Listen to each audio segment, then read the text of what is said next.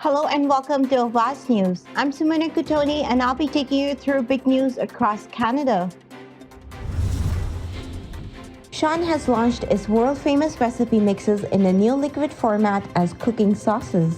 These bottled masalas make cooking as easy as 1, 2, 3. We can now get the real and authentic taste much easily. Just add protein of your choice to the sauce, cook, and your meal will be ready. It is suitable for both vegetarian and non-vegetarian consumers. It is available in 12 variants like butter chicken, tandoori, and tikka.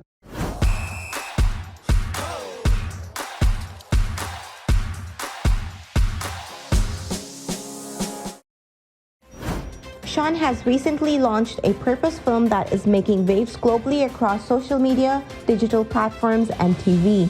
The film embodies Sean's belief that world divides while food unites.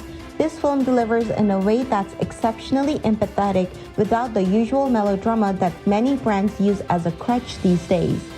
Food undoubtedly is the best connector of people across cultures, and Sean has played an important role in bringing people together and closer to their roots. We say a solid and relevant film exploring a topic that needs a lot of global attention.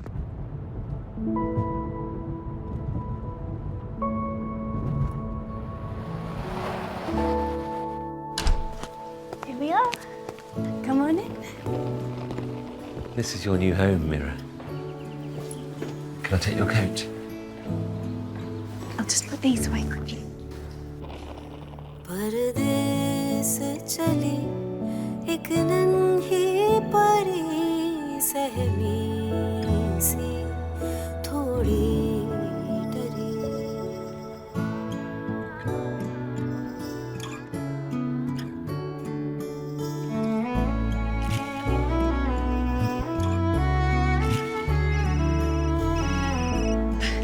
How are you? We're ecstatic.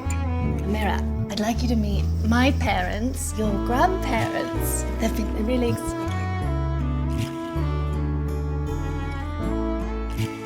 Would you like to see your bedroom?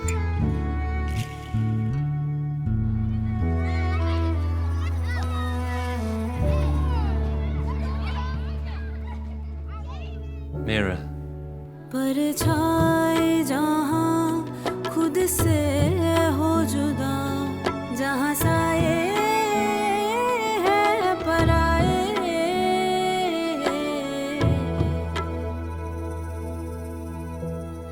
माँ भी लगे पराई Do you think she'll like it?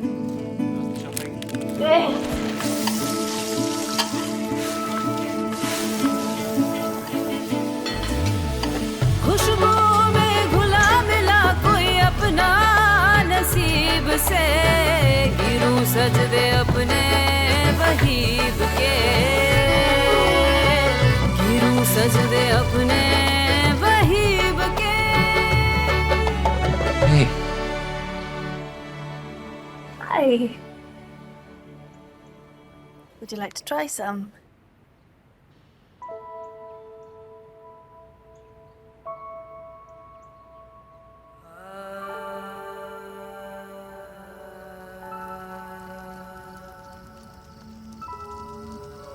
मेरा सब ठीक है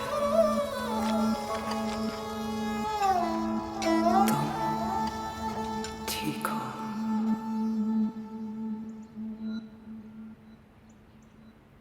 Paneer biryani favorite.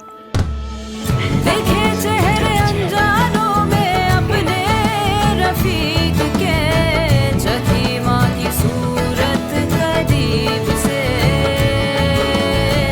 जखी माँ की सूरत करीब से Ford's approval rating up 13 points from January as election nears.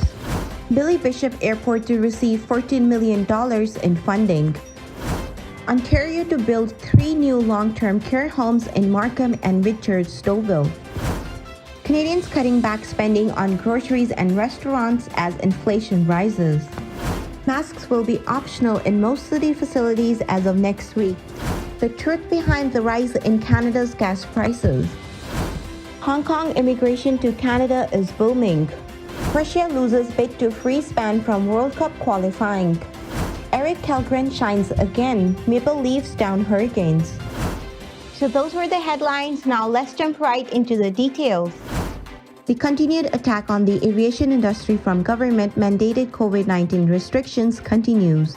Early in 2021, airlines such as Air Canada took $1 billion government bailouts after record losses in 2020 and 2021.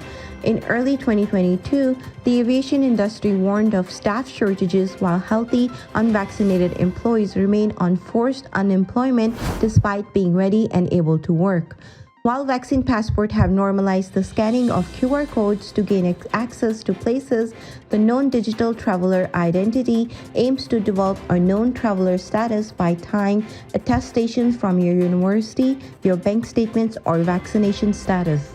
Premier Doug Ford's approval rating has bounced back to its highest level in a year, according to a new poll. The results of the survey provide a more optimistic outlook for Ford's government ahead of June's election, following the publication of another poll earlier this week in which 37% of respondents said they approve of the job the premier was doing. Ottawa will invest more than $14 million in the downtown Billy Bishop Airport. The money will go to reversing pandemic losses. Ontario is planning to build 3 new long-term care homes in Markham and Whitchurch-Stouffville, which will provide 800 additional beds for seniors in need.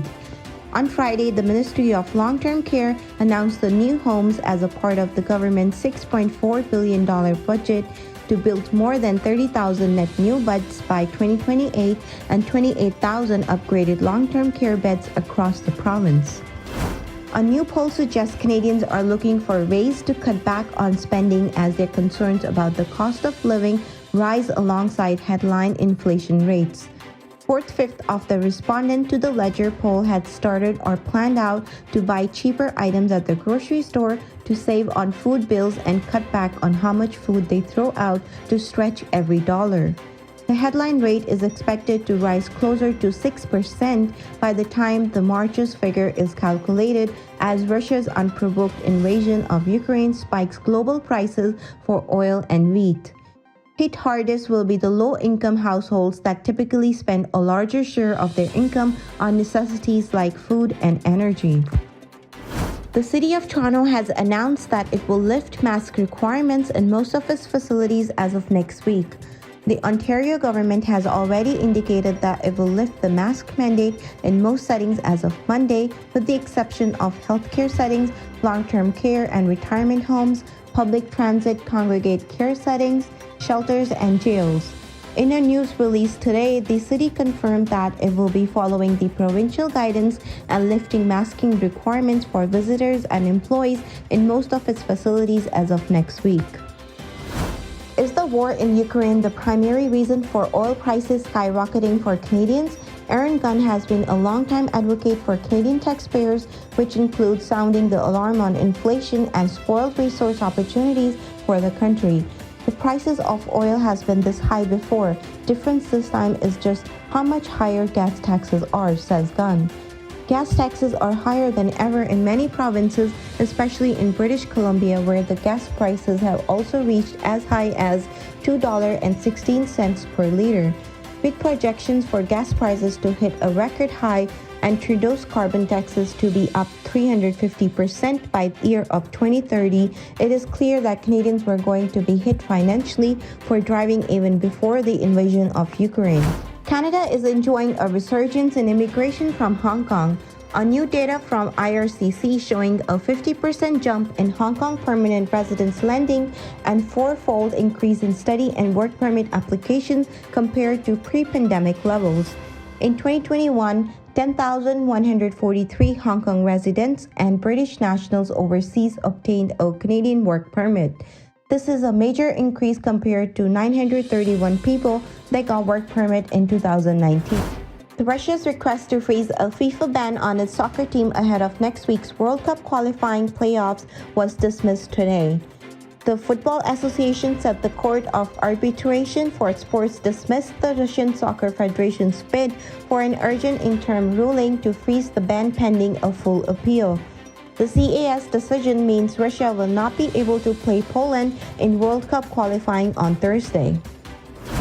Eric Kallgren made 35 saves as the Toronto Maple Leafs defeated the Carolina Hurricanes 3-2 on Thursday for the rookie goaltender's second straight victory. Mitch Marner, Ilya Mikheyev, and Ondrej Kase scored for Toronto, minus NHL goal leader Austin Matthews as he served the second of a 2-game suspension. Thank you for tuning in. I'm Sumana Kutoni, and I'll see you tomorrow, same time, same channel. Have a good night and take care.